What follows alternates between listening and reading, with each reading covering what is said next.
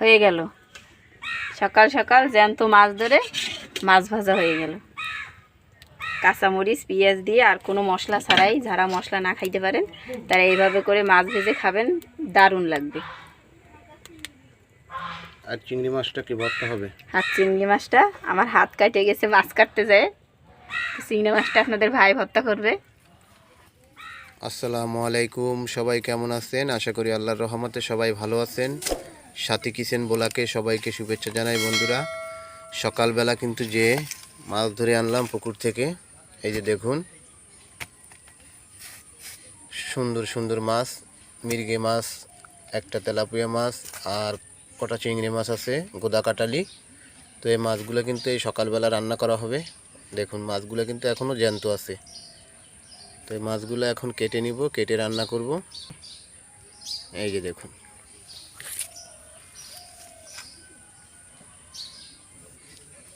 এই যে দেখুন। কি তুমি মাছটা জায়গায় ধরে রাখো এরম নাকি? একটু জায়গা উপরের দিকে বন্ধুরা একটু দেখুক, সোজা করে ধরো। এই যে ঠিক আছে। গোদা কাটালি, গোদগুলো অনেক বড় বড়। তো সাথীর শরীরটা কিন্তু আজকে ভালো না, সেই জন্য কিন্তু মানে মাছ কয়টা কুটবে তাও মানে ইচ্ছা করতেছে না। তো বন্ধুরা, জ্যান্ত মাছ কিন্তু খেতে একটা অন্যরকম স্বাদ আসে। তো সকালবেলা কিন্তু পুকুর থেকে ধরছি। তো সাথীর শরীর যদি ভালো থাকতো, মানে ও একটু মানে শরীরে দুর্বল লাগিয়েছে, ভালো থাকলে কিন্তু মাছ ধরাটাও দেখাইতাম আপনাদের, যে জাল দিয়ে পুকুর থেকে মাছ ধরছি সেটাও আপনাদের দেখাইতাম। তো দারুণ দারুণ চিংড়ি মাছ কিন্তু আমরা এভাবে কাটিয়ে দিই। দেখুন মাথা থেকে যাচ্ছে, কিন্তু মাথার কিন্তু সেই আপনার সেই ঘিলুর জায়গাটা নেই, ওটা কেটে ফেলাই দেওয়া হয়েছে। কোনো ময়লা নেই, খালি ঘিলু আছে। তো এগুলো কিন্তু আমরা গোদা কাটালি চিংড়ি বলি। তো আপনারা কে কী চিংড়ি বলেন তা জানি না।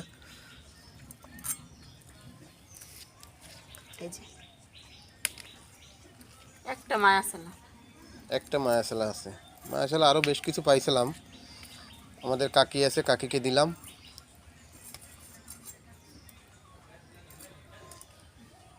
মাছ ধরা কিন্তু একটা আনন্দ, ভালো লাগে। তো প্রত্যেক দিন কিন্তু সকালবেলা প্রায় দিনই সকালে সকাল ধরি, আবার রাত্রেবেলাও ধরি জাল দিয়ে। কারণ গনের সময় রাত্রেবেলা মাছ ধরতে গেলে কিন্তু চিংড়ি মাছটা জালে বেশি পাওয়া যায়, এই জন্য কিন্তু রাত্রেবেলাও ধরা হয়।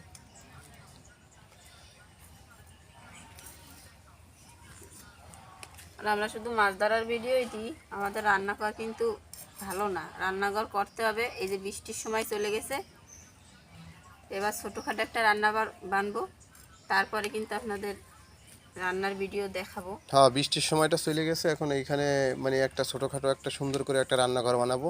মানে এই যে জায়গাটায় এই যে সাথী বসা আছে, এই জায়গায় কিন্তু পানি ছিল হাঁটু সমান। এইখানে কিন্তু জাল খাওয়াইয়ে মাছ ধরে, ভিডিও আছে আমাদের, যে মাগুর মাছ ধরছিল জাল খাওয়াইয়ে, এই সেই জায়গাটা।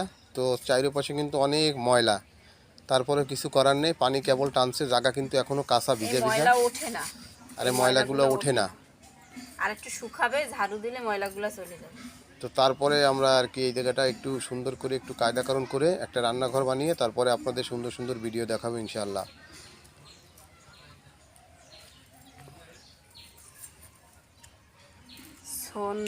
শোন আইনে, শোনের চাল দিয়ে ছোট্ট করে একটা রান্নাঘর বানাইলেই।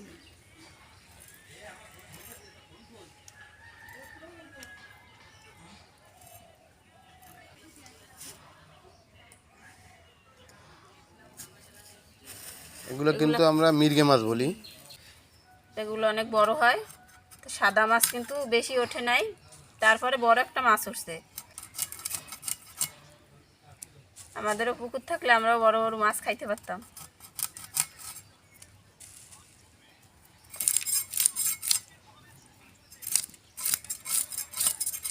আমার কাছে মাছ ধরতে ভালো লাগে, কার কীরকম লাগে জানি না, কিন্তু আমার কাছে মাছ ধরতে ভালো লাগে।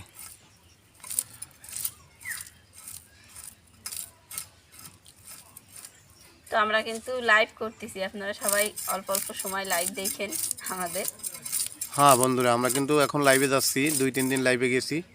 তো আপনারা যাবেন, আমাদের চ্যানেলে লাইভ দেওয়া আছে, লাইভে দেখবেন। আর আমরা প্রত্যেক দিন রাত 8:30 9টা 9:30 এর ভিতরেই মানে লাইভে যাই আর কি।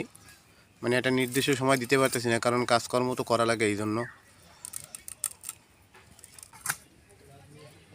সারাদিন দোকান চালিয়ে তারপরে রাত্রে যে রান্না বাড়া করি সেইগুলা দেখাই আর আর কি একটু কথা বলি বন্ধুদের সাথে, এই লাইভ।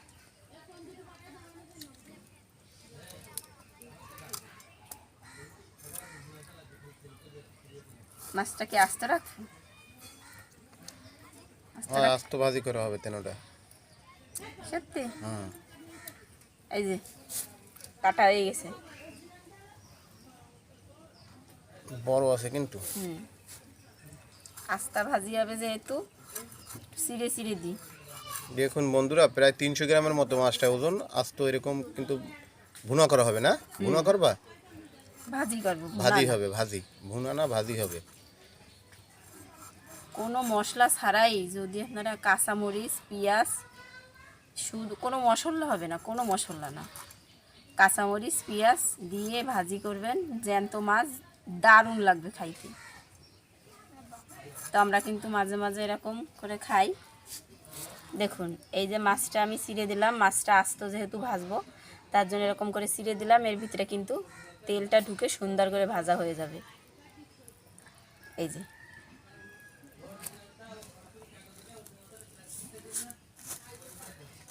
তেলাপিয়া মাছটাও কিন্তু বেশ বড়, একদম ছোট না, মাথাটা অনেক মোটা, মনে হয় কি ডিম সাইডে দিচ্ছে।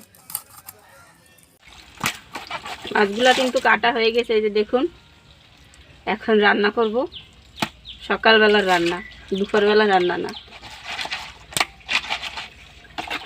তো ভালো করে ধুয়ে নিচ্ছি।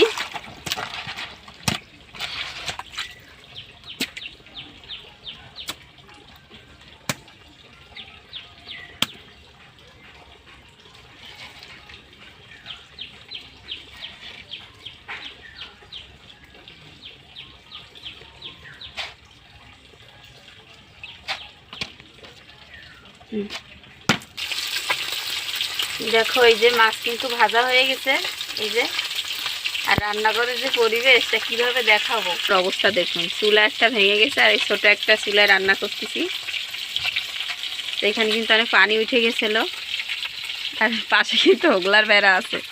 আর এই যে যেটা রান্নাঘর সেইটাই যে চাল ভাঙ্গা, এর জন্য এইখানে রান্না করতে পারি না। তো পানিতে এই বৃষ্টিতে এই অবস্থা, কাঠকুটাগুলো গোছায় রাখছি, তার জন্যই কিন্তু আমি রান্নার ভিডিও দিতে পারি না। তো এই মাছগুলো ভাজা হয়ে গেছে, এখন আমি উঠাই নেবো ওই থালে, তারপরে কিন্তু ভাজি করব। এই যে কড়া করে একদম ভাজি করছি।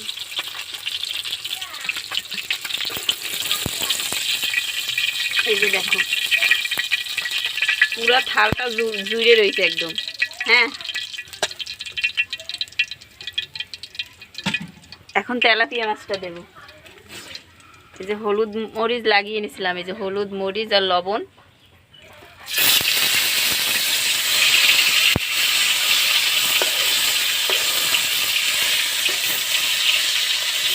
আর এই মাছগুলা কিন্তু ভর্তা করব। এই মাছগুলা ভেজে নিচ্ছি।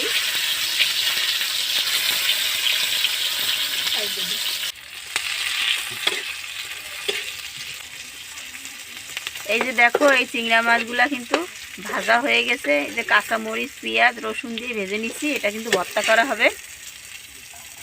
চিংড়ি মাছগুলো ভর্তা করবা? হ্যাঁ, চিংড়া মাছগুলো ভর্তা করা হবে। আর ওই সাইডে কি ওই যে সেই মির্গা মাছ আর তেলাপিয়া মাছ এরকম ভাজি করে থুইছো? হ্যাঁ, ভাজি করছি, এখন পেঁয়াজ মরিচ দিয়ে ভাজবো। দারুণ হয়েছে। এখন ওই মাছগুলা পেঁয়াজ মরিচ দিয়ে ভাজা হবে সকাল সকাল। এইখানে দেখুন এই যে চিংড়ি মাছ লাল করে একেবারে ভাজা হয়েছে। তো সকাল সকাল দারুণ খাওয়া দাওয়া হবে। এই যে পেঁয়াজ মরিচ কাটে রাখছিলাম, এই দিয়ে নেব। পেঁয়াজ বলছিলাম পেঁয়াজ আর কাঁচামরিচ বেশি করে দিয়ে এই মাছগুলো ভাজি করব। তো আর কোনো মশলা হবে না, পেঁয়াজ কাঁচামরিচ আর রসুন দিয়ে আজকে এই মাছটা ভাজি করব। রসুন দিয়ে আস্ত একটা রসুন চলে গেছে।